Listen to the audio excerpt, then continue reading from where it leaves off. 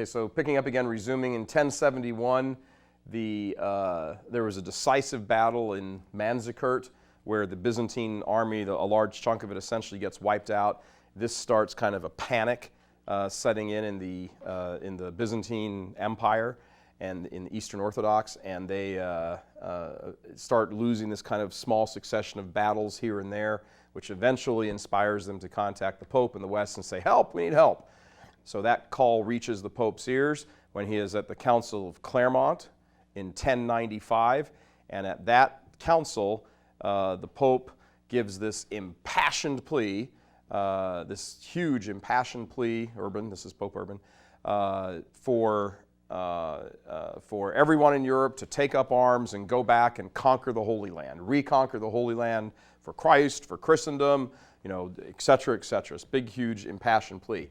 Part of what he allowed as part of the crusade was that everybody who fights in the crusades will have all of their debts canceled. Ooh, that's a big deal. Any interest they owe will be suspended. They owe no interest payments. They'll have, by the way, this time of Europe is under the feudal system, where you're kind of essentially a kind of an indentured servant, and you're doing all of the farming for the local lord or military / political leader. And in exchange for your servitude, you get protection. You don't have to be worried about somebody coming and burning your farm down and all that sort of stuff. So all of that indentured servitude under the feudal system it will be essentially wiped away. So you become a free man, not owing debt to anybody. All you have to do is go fight the Muslim infidels and take back the Holy Land. Well, this is something that's kind of appealing, particularly given the psychology you're dealing with in the West. This is something that becomes kind of an appealing thing for many of the people. You also will obtain, if you actually go do the fighting, you also actually obtain a plenary indulgence. Plenary indulgence. So you get forgiven of all your debt in this world and the next. Not a bad deal. The crowd, on the announcement of this, responds with one of those big famous responses in Western history and Christendom. They respond, Deus le volt! God wills it. And they all start gathering armies and all stuff, and all those scenes you see in Hollywood movies where all the banners start and the funny knight helmets and all that stuff starts developing right about now in Europe. All those big standards with the long flowing ribbon tapestries on them, all that starts now in Europe. Now, one thing I want to say about the Crusades before we get going. The Crusades are counted different ways. Some people say there were 6 major crusades, others say there were 9. The dates of the crusades are kind of fixed, roughly fixed. But as you run down that list I gave you of the popes on one side and the crusades on the other, we've gone through and just kind of taken a standard counting of 9, but some of those crusades can be kind of lumped together. Oftentimes the second and third crusade are sort of lumped together into the second crusade, which obviously changes the ordering. Which crusade it was, the number of it that different historians of different schools assign to it doesn't really matter. That's kind of neither here nor there. But it's just to help you understand that there's start points and end points in these different periods over this 200 years that this fighting is going on. So the very first crusade, or the first movement of a crusade, is one led by a fellow named Peter the Hermit. Now, Peter the Hermit doesn't exactly inspire great military confidence with a name like that. You want to be fighting behind somebody called Leo the Great. You want fighting behind some guy called Peter the Hermit. And rightfully so, because Peter the Hermit and his first little gang of guys is going to get wiped out by the Muslims. So he had good intentions. I'm sure he got the plenary indulgence. I don't know how much of a debt he had as a hermit, but regardless, Peter and his little gang of not-so-merry men kind of get crushed and wiped out. They took off too early. They weren't ready. Again, remember the Western spirit you're dealing with is, we can crush anybody. Yeah, give me a beer. Yeah, I forgot. This is who you're dealing with. Remember, this is the American heritage, isn't it? Remember who came over here? I mean, you know, it's the English came over here and give us independence, blah, blah, blah, and then all the waves of immigrants. You know, the America is made up of this kind of individualistic spirit, manifest destiny. We'll kick your butt, get out of our way, boom, plant the flag on the moon, blah, blah. I mean, this is kind of that same fighting spirit sort of thing. I mean, it's our heritage in America. So you can kind of understand that, we'll go over there and we'll kick some Muslim butt, not a problem. And that's kind of the whole idea of what's going on with that whole mentality in the West. So Peter the Hermit goes over and doesn't kick so much butt. He kind of actually gets wiped out pretty quickly.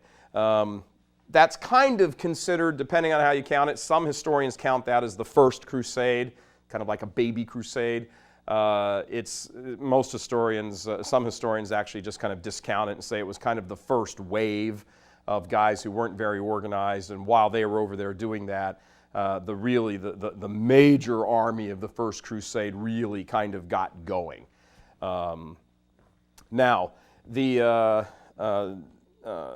this first army of crusaders are different knights and people that are, and just regular peasantry that are gathered from the French and the Normans. They kind of combine to make the first major army of the First Crusade. There are some mixed motives here on the part of the people who are fighting. Some of them are doing this for God and country, the faith. I'm going to go defend the Pope and fight back these theological heretic infidels who are chopping people's heads off. Others are like, really? So I come back from this thing and I don't owe anybody any money? Oh, sign me up. So I can get a free GI Bill and go to college if I just go serve a tour of duty? Sign me up.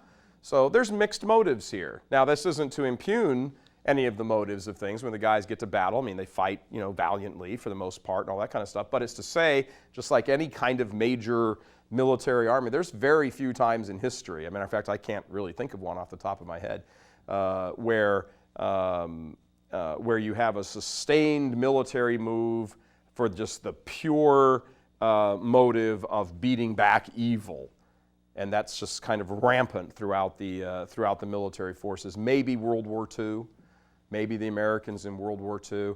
But remember, our beef was with the Japanese because of Pearl Harbor, the whole idea of Hitler in Europe, and we were still very divided. When the bombs were dropping in Pearl Harbor and the torpedoes were sinking the battleships, we still hadn't made up our mind as a country about Hitler in Europe. So the idea of we see all these things on TV and these movies, and there's these great things and going off fighting for the glory of Rome and all that stuff. It's almost always some kind of mixed motive for doing it. Some people have a pure military for the love of God sort of thing. Others have this kind of mixed thing. So that's just to say that, sure, it's probably true on the other side as well. Very few people are these like crazy zealots by armies of 100,000 zealots is probably not the case either. So, just to kind of paint a picture of what the armies are like. Another motive, of course, is going over there. The idea going over to the Holy Land, going over to the east, and they don't even weigh the possibility that they can lose. A lot of these guys are going off to go, we'll go over there and kick that Muslim rear, kick them out of there, and I'm going to build myself a little kingdom. I'm going to get some nice land, and I don't owe anybody any money anymore. I don't have to do that whole feudal thing. I'm going to get myself some nice piece of land. I'm going to plant some corn. I'm going to lean back, find myself some nice Arab wife, and we're going to have a nice family, and that'll be the end of it, and all I have to do is just go chop off a few heads. So there's this whole idea in the Western mind of expansion. And as a matter of fact, the areas that they conquer, this little map you have here, the Levant, the area that they conquer in the First Crusade gets named the Levant, named after where the sun rises. It's from the French verb to rise. And since the sun rises in the east, this area gets named, which is I've drawn a big, huge, area of it here, but on our map, it's roughly this area is the Levant, and the Western Europeans see this area as kind of their new Western Europe just in the east. And, it's modern-day Holy Land, southern Turkey, Lebanon, into kind of up to where the borders of Iran are, down to, past Jerusalem. And they set up a kingdom here. And this kingdom lasts about 40 or 50 years.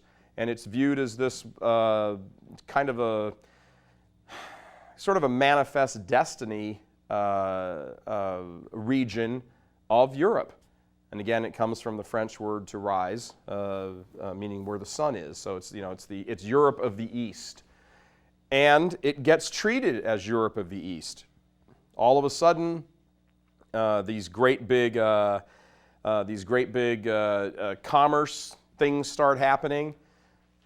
It's in this time period that Venice and Genoa and a few other port cities along eastern Italy start to become fabulously wealthy. They were rich before, but now they start to become fabulously wealthy because of all the trade that's going on back and forth here.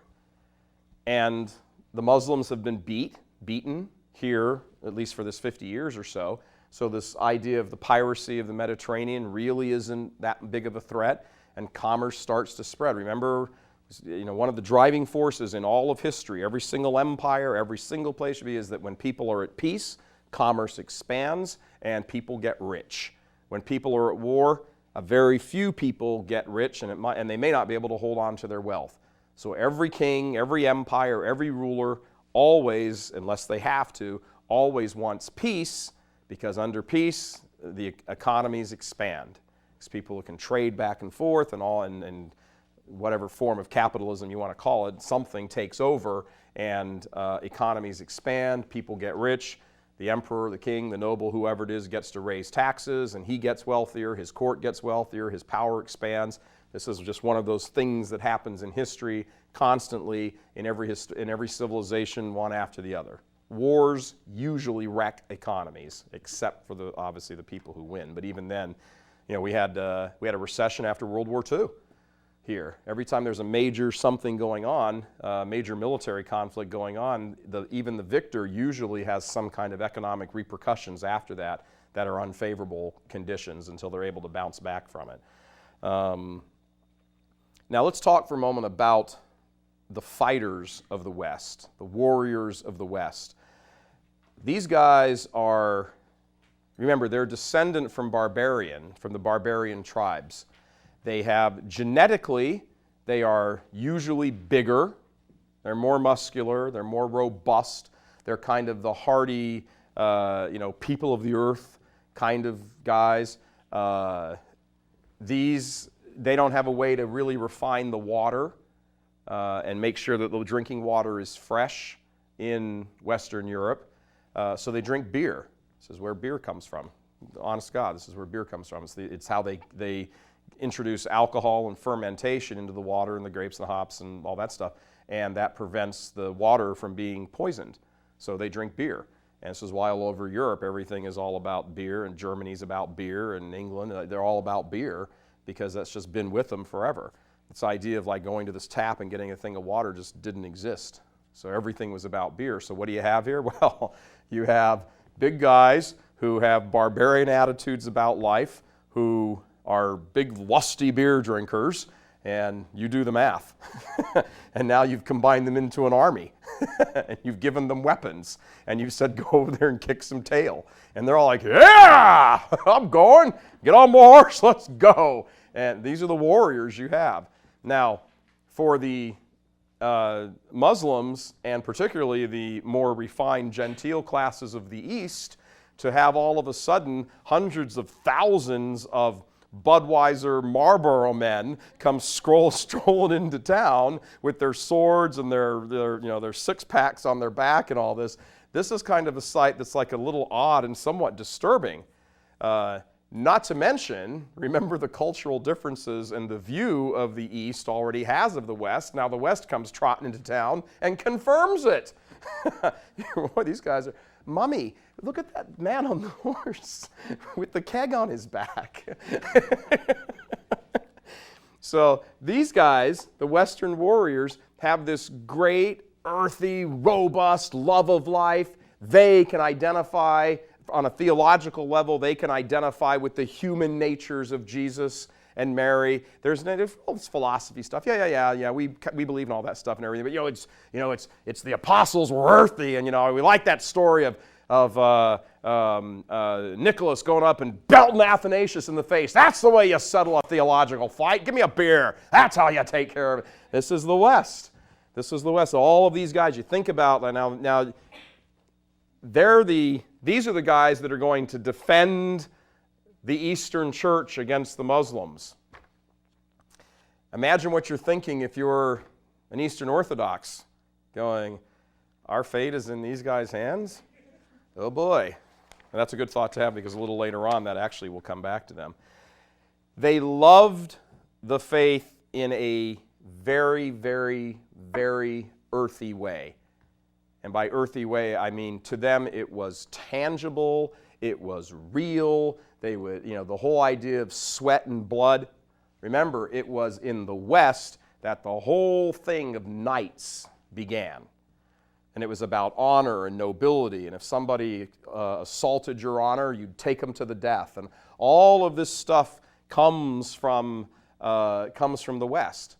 All the orders of knights and the guys on the big horses with the javelins knocking each other off and fighting for the love of the damsel and all this stuff. That whole kind of romance thing is a Western notion, and that Western notion not only lives in the daily life of the people in the West, it also lives in their theology. That whole idea of like a robust God who moves his hand and the earths quake. And all that whole sense of their theology. So what do? They build, remember it was their fathers and grandfathers and great-grandfathers who built those massive cathedrals in their spare time in Europe. They didn't get paid for that. Those were it was out of the love of faith and the love of God, of a conquering God, of a big-time God who would step up to the plate when he needed to and show you that you're going to rule the world one day. And it was a God of justice and beauty and power and awe. This was the way the West saw the Catholic faith. And all of these people didn't even enter into their head to not, oh yeah, we're going to build a cathedral here. This is going to be a metropolitan see. Okay, it's going to take us 195 years to build this cathedral. We're never going to see it built, at least at the beginning. We're never going to see this built, but we're going to build this by God. We're going to make sure that this is the most incredible structure. And you go back and you look at these things. I mean, these are the people who built Notre Dame in Paris. These are the people who built Chartres in France and the beautiful cathedral in Cologne. This is when all of this was happening. These people loved God. They loved the faith. They loved life. This is what it was all about. And it was about being a man and, siring a family and building nations. These are people that have a great vision of life. And they get on their horse and bring their cartons of cigarettes and their kegs with them, and they are ready to do some butt whooping over there in the East. And they're so convinced of the way things are that the thought of defeat never enters their mind, and they're going over, they're going to set up a kingdom over here, and they're going to carve out a little piece of land for themselves. Build a little, family dynasty over there. And that's what happens. That's exactly what begins to happen. Now, one of the things that's important to remember is that this whole blending of their philosophy of life, of the average Westerner's philosophy of life, particularly the fighters, was that they would use the sword to whatever need they had. This was power. This is what it meant. So when you hold this sword upright, this is temporal power.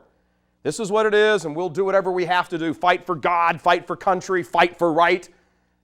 And when the time came, it was for our God. And we would kneel to our God in the form of the cross, and we would carry Christianity to the ends of the earth. That is how the Western fighters saw themselves. And so they take this manifest destiny of the faith. They put huge crosses on their breastplates and on their armor and on their scapulars as they go off into battle. Their flags all have crosses all over them because the inverted cross, of course, is the sword, and the inverted sword is the cross. To them, it's one and the same. It's one and the same. It's a very muscular Christianity. And it's not something that the that their Eastern counterparts are particularly familiar with. It's not the way they sort of see things.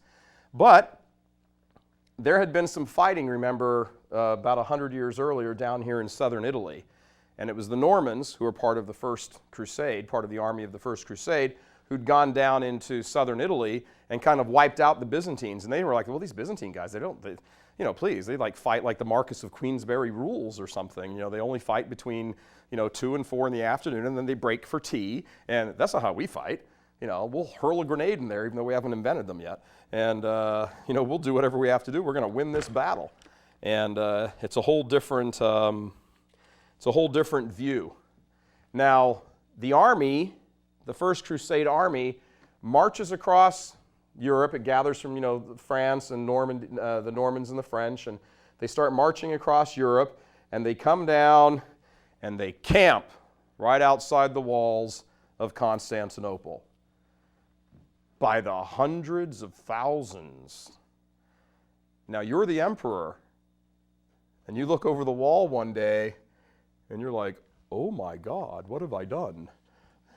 These guys don't theologically agree with us anymore. They certainly are far inferior to us culturally. You can tell by the smell. And I'm not particularly wild about having these guys camped out by the hundreds of thousands right under my window. It's about time to ship them across the Bosporus and get them over and get them off into battle. So the emperor starts arranging for these ferries to go across the Bosporus Straits here that leads into the Black Sea, and he wants them out. Okay, oh, it's very nice to have you. Very yes, here's some chocolate. Go. And he starts kicking them out. Get them on boats, get them out of here. I don't want these guys hanging around here kind of with nothing to do.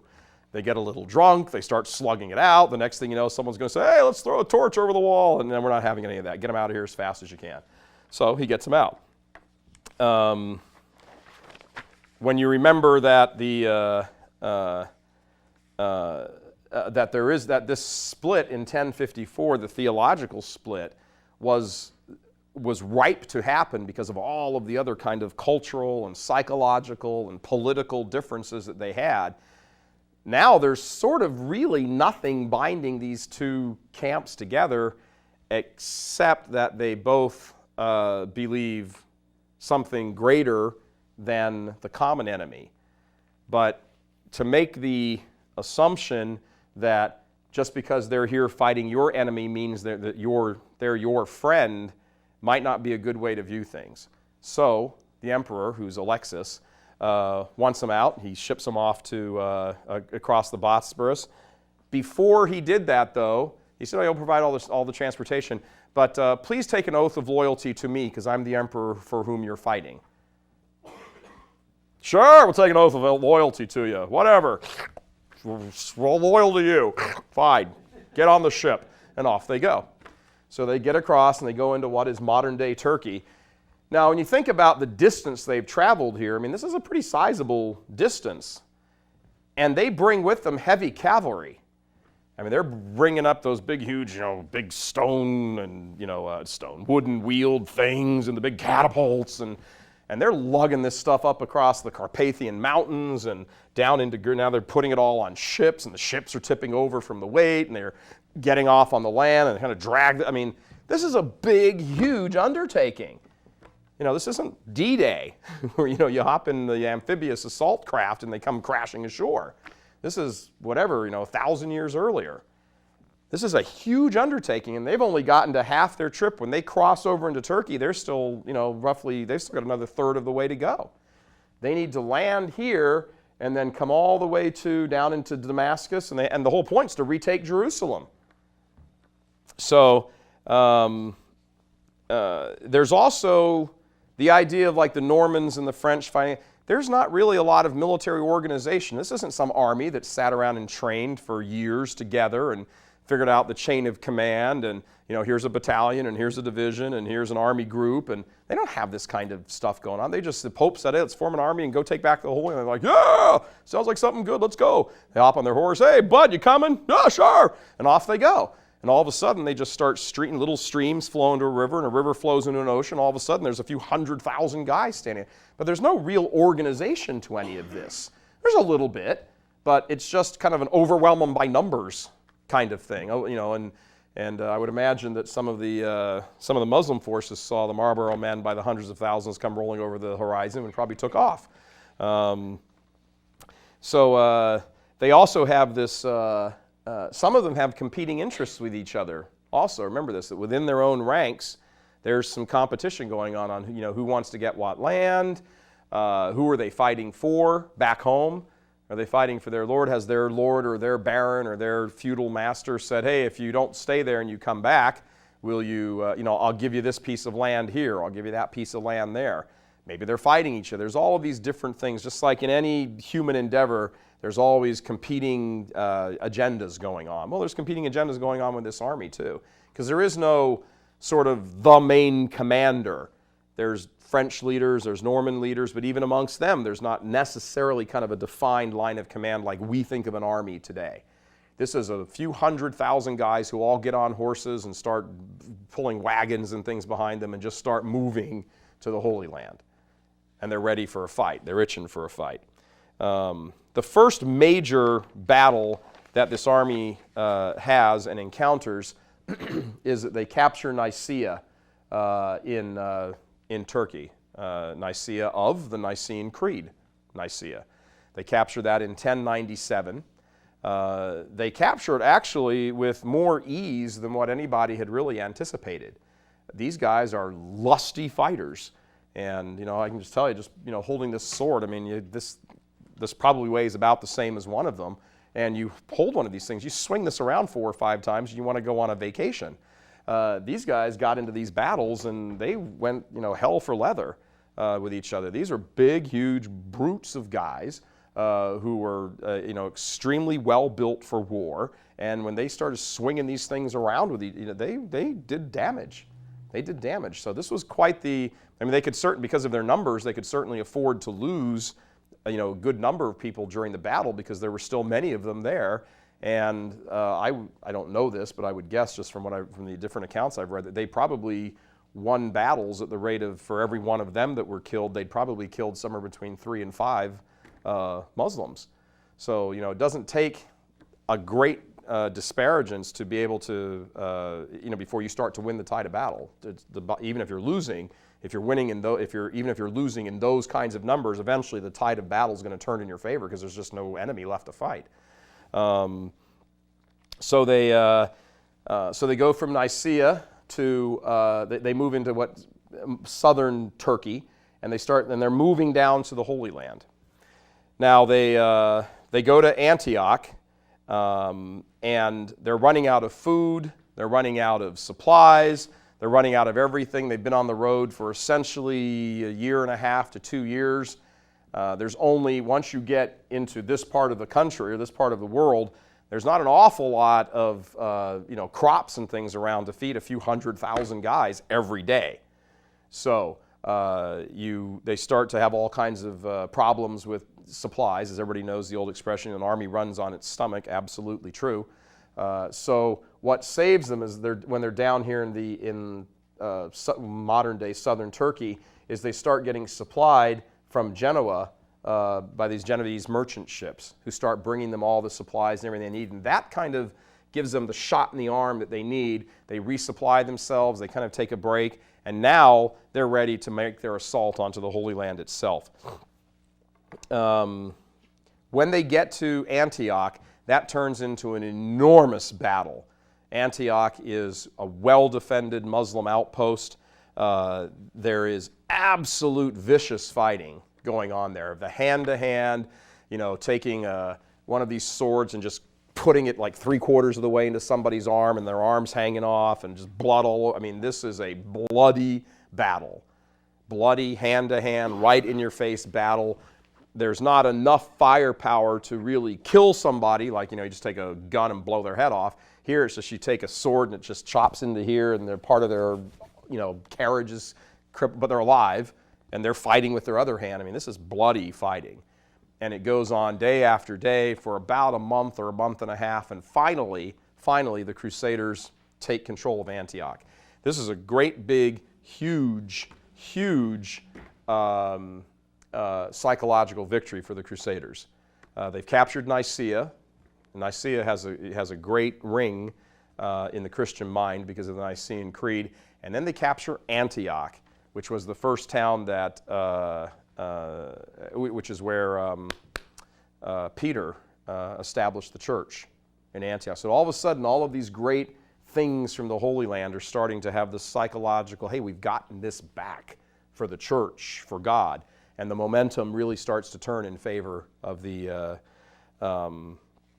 Crusaders, of the Christians. The Turks, at this point, stage a counterattack.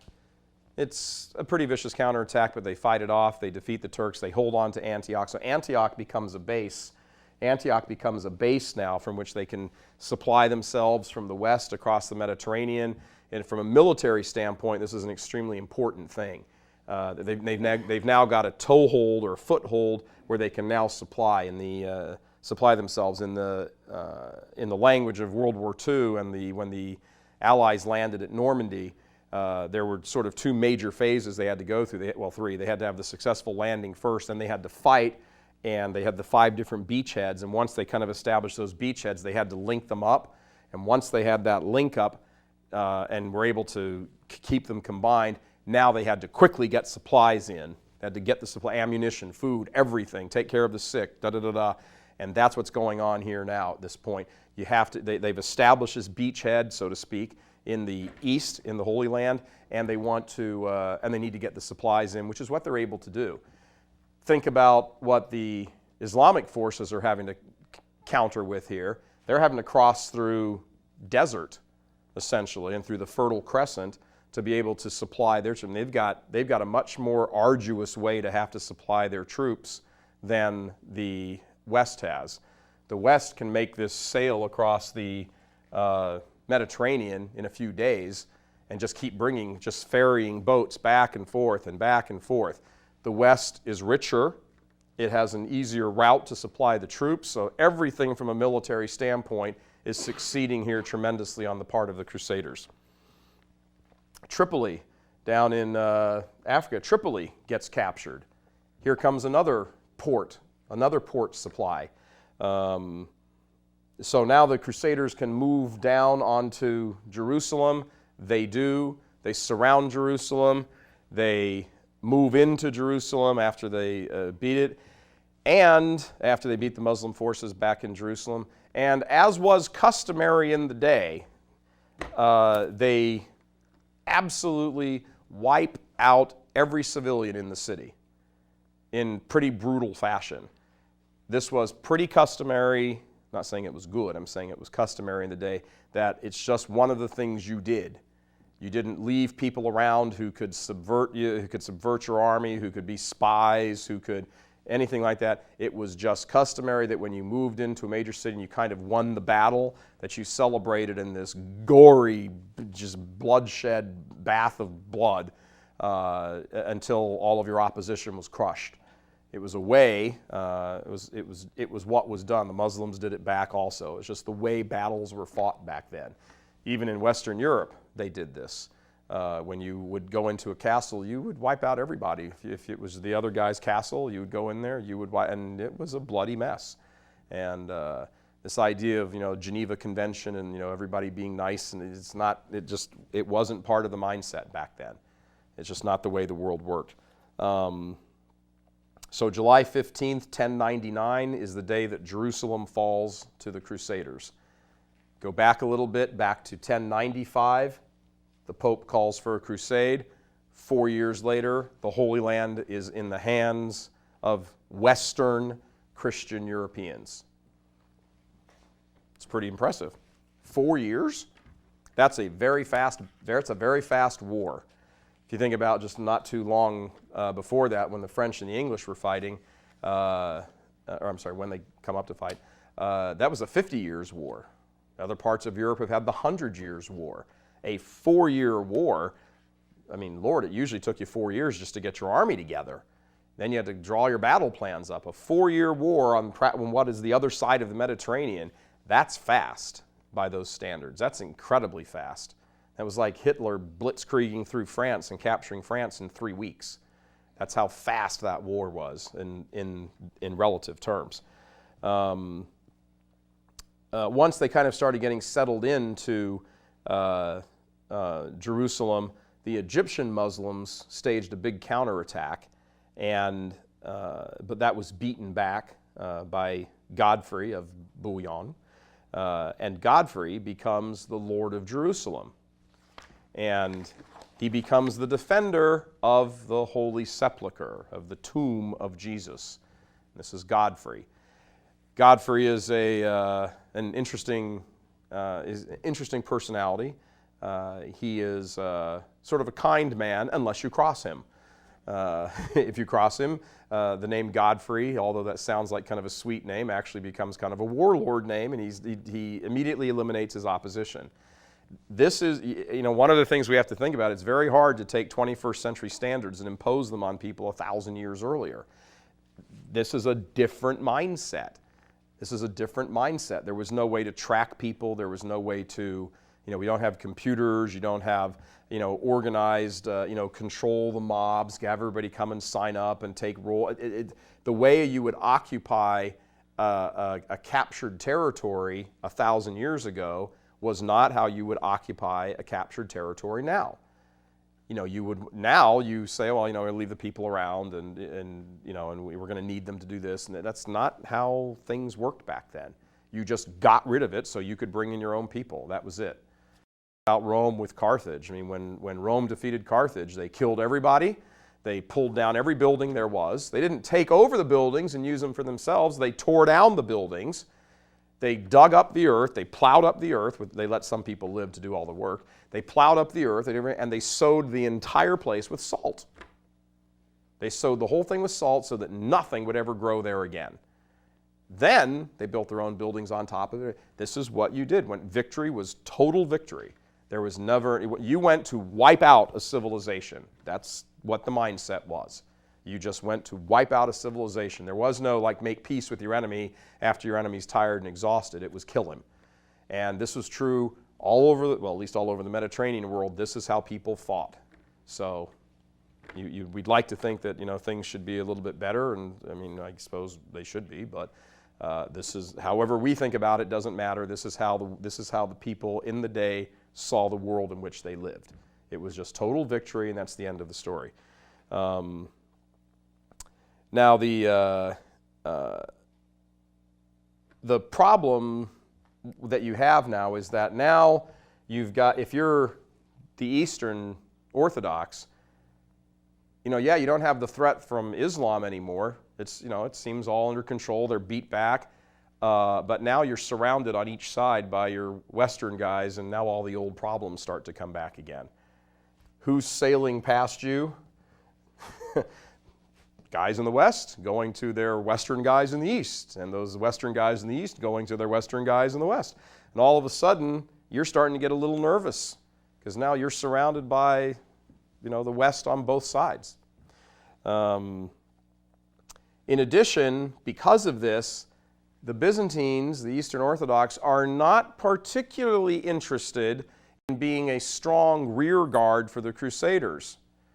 They're perfectly happy to let them stand there as kind of a buffer against Islam, but they don't want them to be too strong because then they're afraid they'll get wiped out. So they're kind of content with, all right, let them just sort of hang there for a little bit, and we'll give them, if they want 100 pounds of food, we'll give them 40. But if they need 3 divisions or 3 battalions, we'll be happy to send them 1.5. But we don't want them to be too comfortable there where they can start thinking, hey, that city we were in where the emperor told us to get on the boats, we should go conquer that. That looked pretty cool. They're kind of trying to discourage this. All of a sudden, the Byzantine emperor and his cohorts start claiming that the Crusaders, and they start appealing to the Pope, that the Crusaders are taking over Byzantine-occupied territories and little towns and villages, which they probably were. And the Muslims keep counterattacking. So if you're a crusader here in the Middle East, in the conquered Middle East, in the conquered Holy Land, you have a victory, and you can live within the bounds of this victory, but it's kind of a tenuous victory. You still have the military might, but you don't have exactly such a degree of superiority that there's nothing to worry about. You know, you walk down the street at night, you feel relatively comfortable, but you have your sword with you. It's that kind of a victory. So despite all of that, however, the Crusaders take this region that we've called the Levant, they expand in it, they start to kind of put down roots, and everything is starting to go the way, slowly, but starting to go the way they had envisioned it. Most of the people who did the initial fighting did not enjoy the fruits of it. It was their children that enjoyed the fruits of it. They get to be somewhat old because of the years that go by here. It takes about 15 or 20 years before the Levant really starts to become kind of a settled, peaceful area where Muslims and Jews and Christians can actually coexist. And you know, people aren't actually walk around killing each other. They're saying, hey, you know what, as long as there's peace, you know what, this is okay.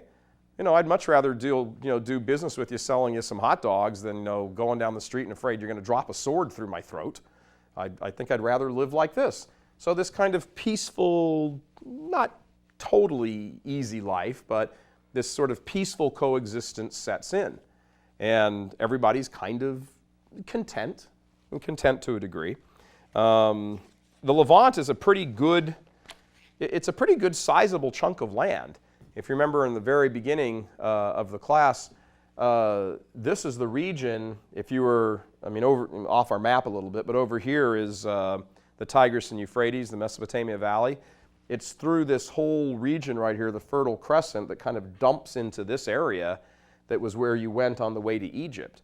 This is why during biblical times, the area that becomes known as the Levant is such a armies were constantly passing in and out of this region to conquer Egypt or to trade with Egypt, or Egypt's trying to trade with them, and the Persians and the Babylonians and the Assyrians and the Greeks and the Romans. Everybody wants that little area of land because it's the trading route geographically. It's how you get from Asia to Africa. It's how you make the bridge. So it's kind of the bridge between these different civilizations, and so that's why that area continues to be fought over so violently even to today. Geographically, it's a very small area of land. It's about the size, probably smaller than California, but its geographical, political, military importance is much larger than its geographical footprint. So what happens here in the Levant after the peace kind of settles in is that pilgrims start traveling here because now they want to come to the Holy Land. Well, of course they want to come to the Holy Land. You want to go on a pilgrimage to the Holy Land and see where Jesus walked and see the Church of the Ascension and the Church of the Assumption, and go to visit, where Jesus was crucified and where he rose from the dead and where the Mount of Transfiguration, and see all these churches. Well, they're all right in there. So after it appears as though the West has beaten back Islam, and years are going by now, decades are going by, and there's no more crusades, there's nothing. There's still on the very outlying areas, there's some Muslim attacks and counterattacks, but that's so far away that in what essentially is the heart of the Levant, this area, it's very peaceful. It's very, very peaceful. Business as usual in there. Everything's fine. And there are some bishops move in there and set up some feudal territories. This starts to become kind of a small slice of Western Europe over here in the Middle East. It's largely under the control of the French.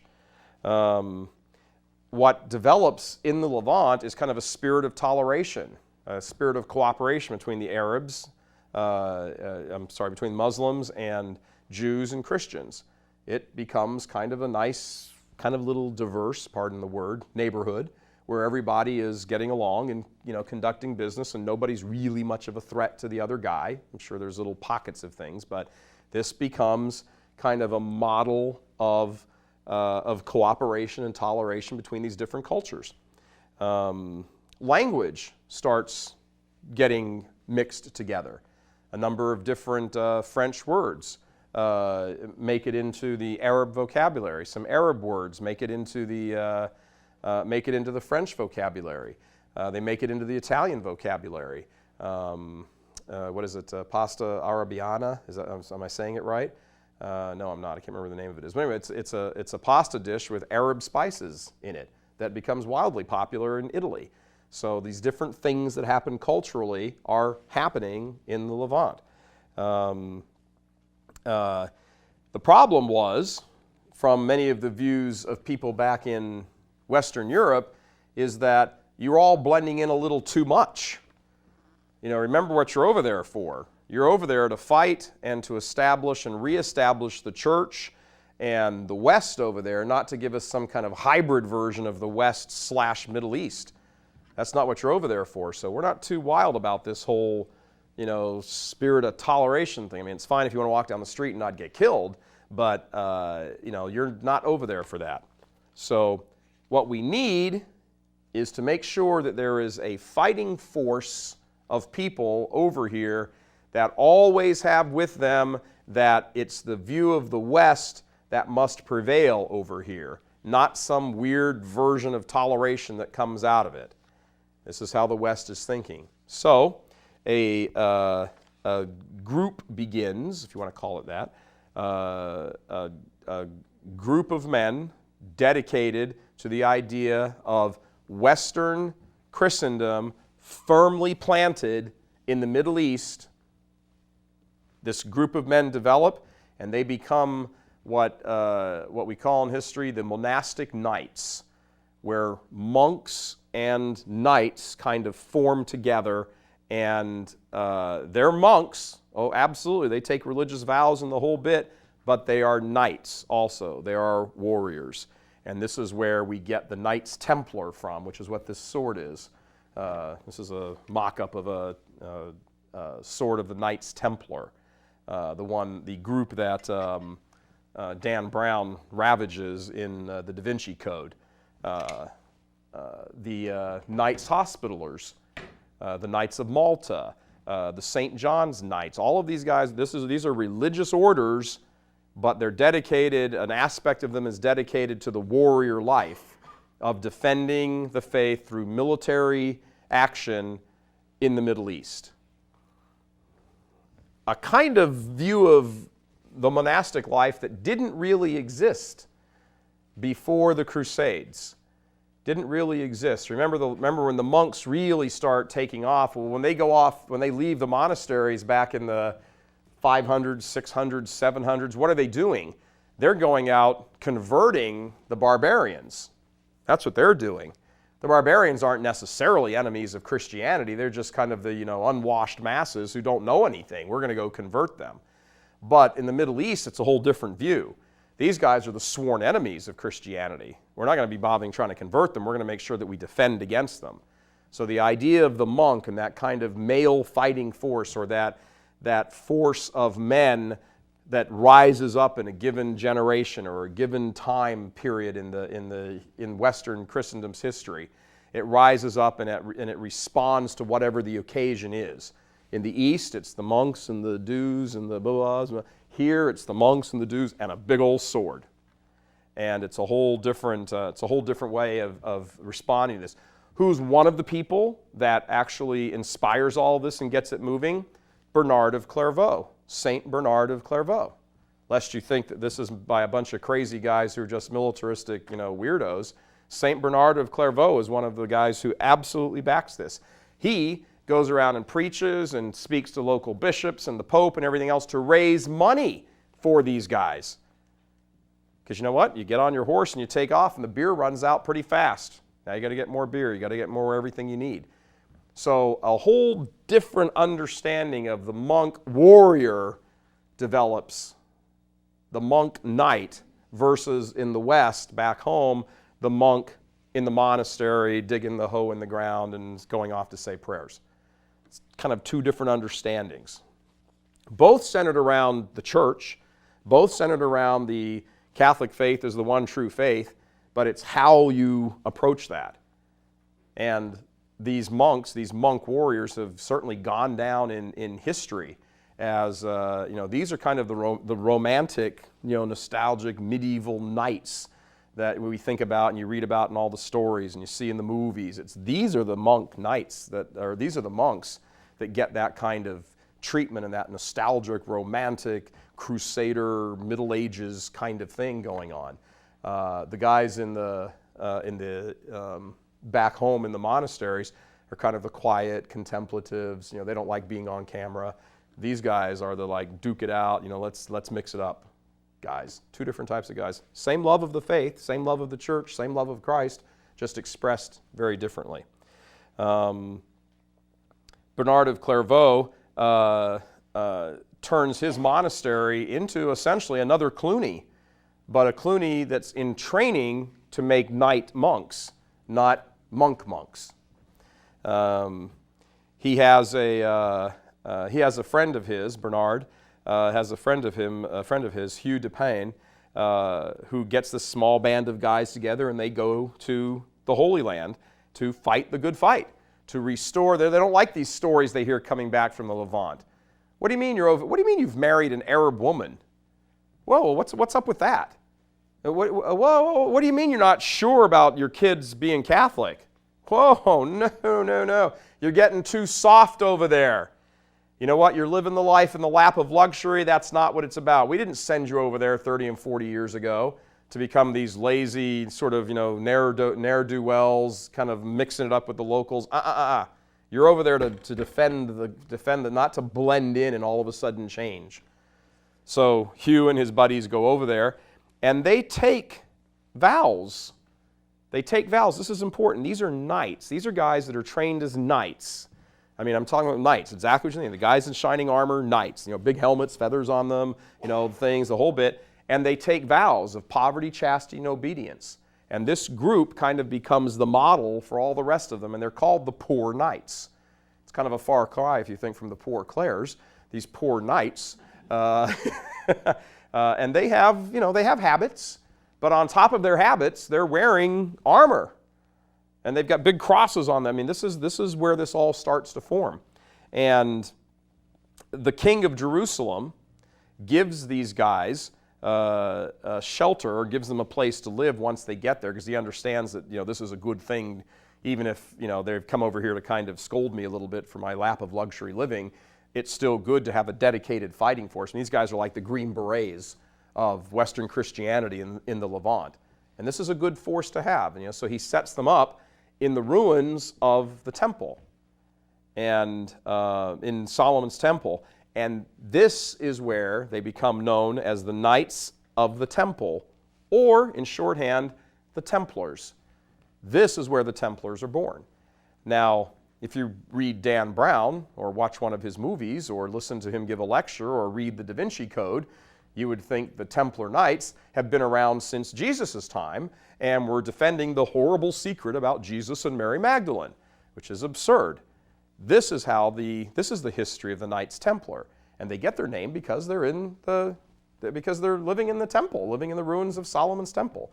So they're the knights that defend the temple, or the temple, Knights of the Temple, or the Templars. Now, these guys are so dedicated. And so, I mean, look, they're living in ruins on rocks and stones, and I'm sure there's rats crawling over them and everything else, and they're doing this for the love of the faith. These guys are hardcore Catholics. No doubt about it.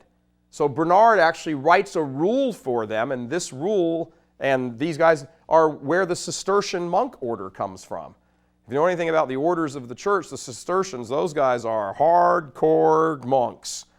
They are hardcore monks. I'm reminded of a scene in a movie where I don't remember what the movie was exactly, it was a bunch of nuns sitting around, and this older one says, when we were nuns, it was bare feet on stone floors. Those were real nuns. None of this shoes and air conditioning. We didn't go for that. And these guys are hardcore monks. They're the Cistercians, and they come from this whole military kind of order. So they win.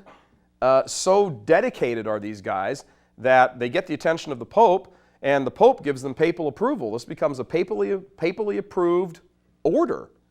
And these guys really become kind of the shining example of what it is to be a dedicated Catholic. a young male Catholic who goes out there and mixes it up for the faith and fights and does everything you need to do and everything that we can imagine about him. I mean, this is hundreds and hundreds of years later, and there's still that great kind of romance, that romance that surrounds the idea of being a knight and a monk and, and fighting and the swords and all this business. They make movies about this stuff still. So, hundreds of, centuries and centuries and centuries afterwards, they still make movies about them. They write novels about them. All this, I mean, every time you turn around, there's always something on TV or some movie about them. This is how influential this group is, that over the course of centuries, the legend that grows up around these guys becomes legend. And everybody's like, wow, this is fantastic. And all of a sudden, what do? They attract the attention of other young guys in Europe going, who what? What are they going to do? I'm going to sit here and, hoe the field on the farm, or I'm going to go be a knight monk. And all of a sudden, the order starts to grow, and it has this tremendous influence throughout Europe. And whenever there is growth, comes money, comes wealth. What the Knight Templars start to do, what the order starts to do, is when pilgrims are on their way to the Holy Land, they don't want to go across the land routes, where they might get robbed or beaten up or whatever like that. So what do? They deposit their money with the knights at different places of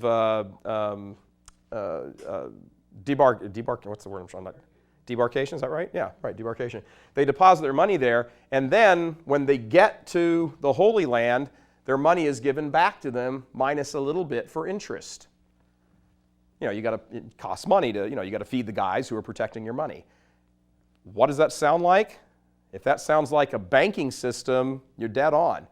That becomes a banking system. This is kind of like an early Western Union. Give us your money here, we'll protect it, you can put it in the safe, we'll protect your money for it, and you get on the other end, we'll give you your 100 whatever back, and we'll take 2 back for ourselves. You have no problem with that, because what happens? Word spreads pretty fast among all the thieves that don't bother attacking the caravans. They don't have any money. So all of a sudden, this is just a little price. It's going to cost you 500 coins to get over there. Well, you just bring along 500 too, so you can, so you can make sure you get your money there, get it safe, and then you're in the Holy Land, you get your money protected. This is the early version of the American Express checks. Traveler's checks, exactly. It's interesting to note, however, when you look at the numbers involved in this, because of all the fighting that's going on in the outlying areas of the Levant, about 20 to 25,000 of these monk knights die every year. You were probably going to die in battle if you went and joined these guys, and everybody knew that. There was no pretense about that at all. Your odds of living a long life and retiring as a knight were pretty slim to none, and Slim just walked out the door. So you really have to take your hats off to these guys. These orders were dedicated, loyal, fierce fighters for the faith, and they were defenders of the pilgrims. That's what they were doing over here. They weren't just defending and trying to make sure that the lazy, Christmas Easter Catholics were, staying in line. They were over here actually physically fighting and doing what they had to do to protect the Holy Land and protect all of the shrines and the holy places for Christianity. They actually become sort of, in a sense, the forebears of the French Foreign Legion.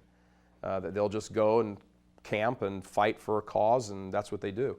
And I had we'll wrap up with this. This is a very quick sidebar. I met a fellow who was in the French Foreign Legion when I was in France, actually, on a shoot, and he was.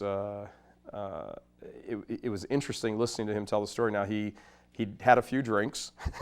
We were sitting around on this shoot, a production shoot, and he had a few drinks, and he admitted to us at the table, because we were all Americans, and he wasn't going to see us again, but he admitted that he'd been in the French Foreign Legion, and as he told his stories of the French Foreign Legion, I'm thinking, well, this guy's either a great liar or he's telling the truth.